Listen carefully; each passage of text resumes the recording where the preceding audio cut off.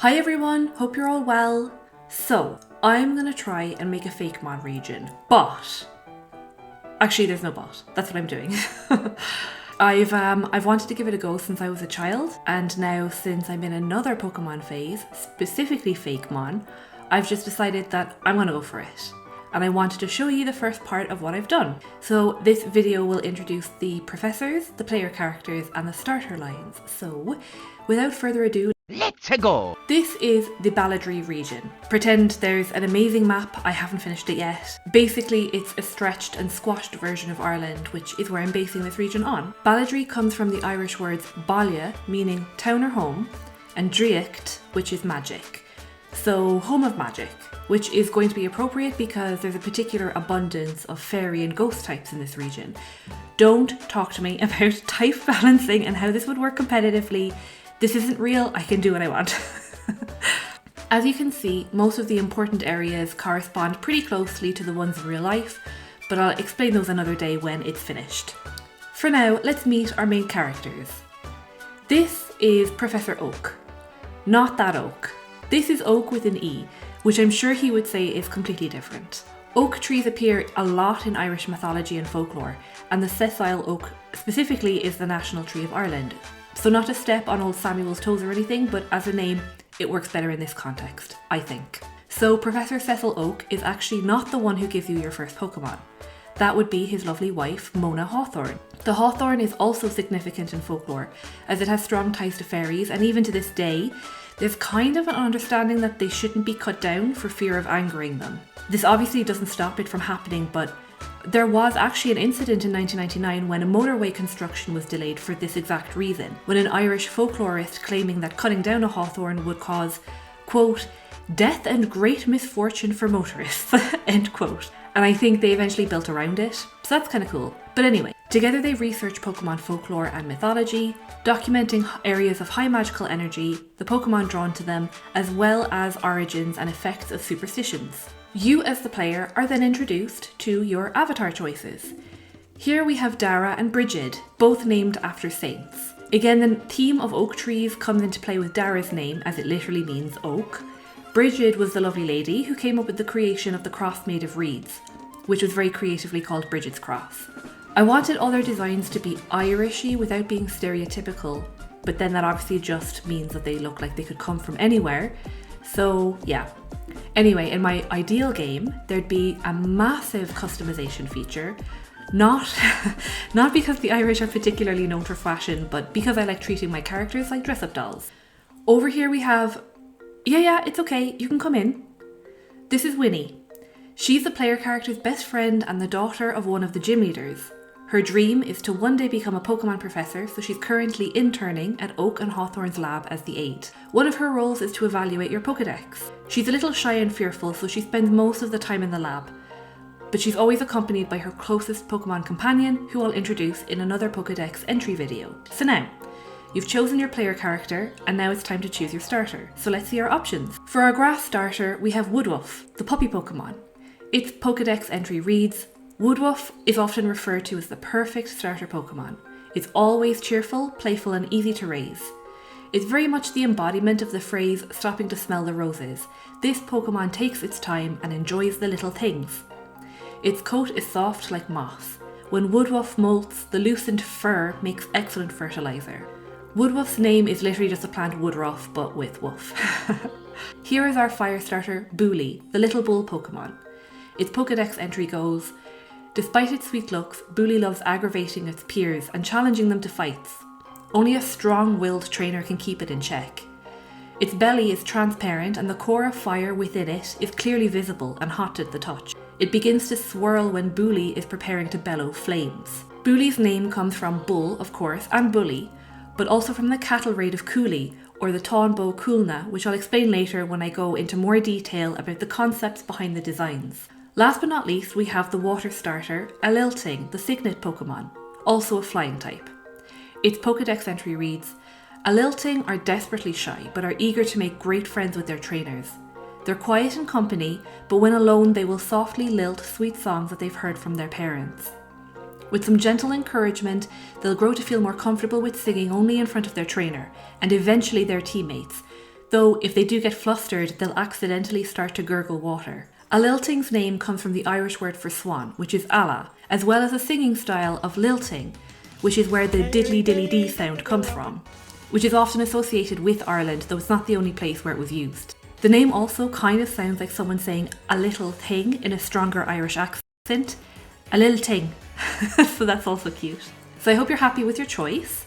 Let's see who they each evolve into. Woodwoof evolves into Bogma, a grass Pokemon with the newly acquired secondary fairy typing. Bogma carry on the friendly disposition of their pre-evolution. They're often used for their keen noses to sniff out buried items in marshland and boggy areas. This is where they feel most at home, as they can blend seamlessly into their surroundings. They smell the scent of other fairies on the air of these bogs and excitedly follow them, sometimes only for their clueless trainer to also follow and sink into the soft ground. Bogma's name comes from Dogma and Bogman. Booley evolves into Tarraze, still monotype fire. Its Pokédex entry goes as follows. Tarraze can get so unruly that many young trainers often find they can't keep up, and many of this Pokemon get abandoned as a result. This only fosters their innate rage, and groups of Tarraze will tear through small towns and villages, burning anything they can. The fire in their belly is constantly churning, and the small flames that Booley would spew are now becoming a thick smoke. A trainer that can help Tarraze regulate their temper will gain a solid and devoted friend. Tarraze comes from the Irish for bull, tarav, and rave, like to destroy.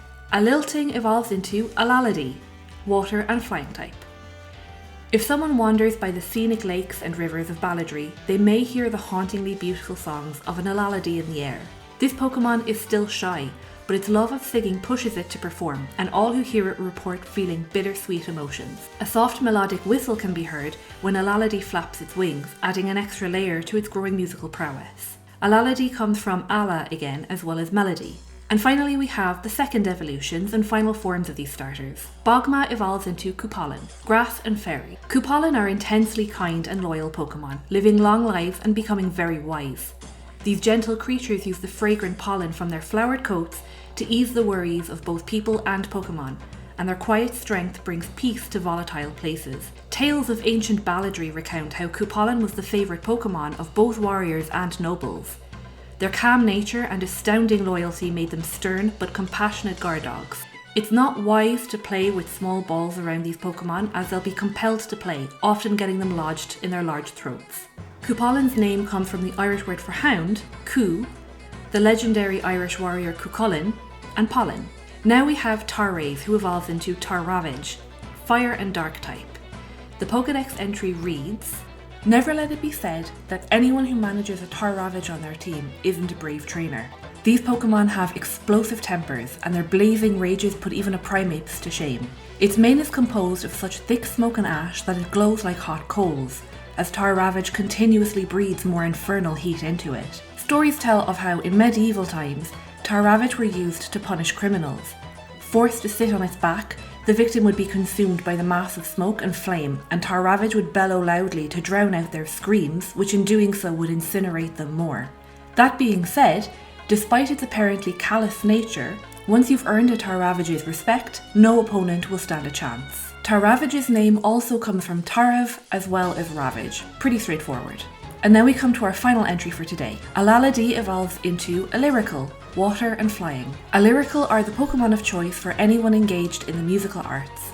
Not only does this Pokemon enchant all who hear its voice, but it strums the feathers on its wings for a captivating, harp-like accompaniment. It's heavily advised not to use a Lyrical purely as a musician, as it can't bear to hear anyone else sing and will often attack if it's not the star of the show. If multiple Lyrical are in the same room, it's best to just leave and wait for the altercation to finish on its own. It's said that any hapless individual who hears the aria of a wild Lyrical will enter a trance-like state and will walk into the depths of the closest lake, never to be heard from again. A Lyrical's name comes from, again, Alla, but also Lyrical and the Children of Lyr. So I don't know if you noticed, but I wanted the colours of the starters to reflect the Irish flag, green, white and orange. And as you can probably tell, each of these starters is based on a pretty significant animal in Irish mythology, namely the wolfhound, the bull and the swan. Cuchulainn is possibly the most famous of all Irish warriors. The relevance to the wolfhound is literally in his name, Cuchulainn, or the Hound of Cullen. As a boy, he was called Setanta, and one evening he was returning to Cullen's home for a feast after being out at a game. Cullen's guard dog had been let out and attacked Setanta, who quickly hit a hurling ball down its throat, killing it. Cullen was devastated, so Setanta offered to replace the dog as a guard and became the Hound of Cullen, Cuchulainn. Many stories throughout Irish mythology mentions him. He was kind of everywhere, including the Táin Cúailnge, which is the story that Tar Ravage is based on. It's an Irish mythological epic in which the brown bull, Don Cúailnge, fights the white bull, Finvanach. That's only part of the whole story, but it's a pretty important one. And I tried to reference this by colouring Bully as a white bull, eventually turning dark as Tar Ravage, just like the brown bull eventually kills the white one. His shiny is a nod to the white bull anyway. Tar Ravage is also based on the bronze bull, which isn't Irish, but it was a method of execution. A criminal was put inside a hollow bronze bull, under which a fire was lit, slowly cooking the person, while their screams turned into bellows through the bull's nose. This is why I added the swirls of fire on Tar Ravage's belly, not only to show the source of his fire, but as another nod to the fire being lit under the belly of the bronze bull. Lyrical's main inspiration was the story of the children of Lear. These were the children of King Lear, whose wife died from, childbirth, I think, and he remarried his wife's sister Aoife, who grew jealous of the affection that Lear gave his children. She then transformed them into swans and cursed them to spend 900 years flying between a few lakes, but she very kindly let them keep their speech so that they could sing. Yay. Anyway, they did that, they turned back into old people, and then they died. It's a sad story, which is the case for a lot of Irish tales. So that's that. I hope you enjoyed my fake mon and my people designs, and I hope you found the video interesting at least.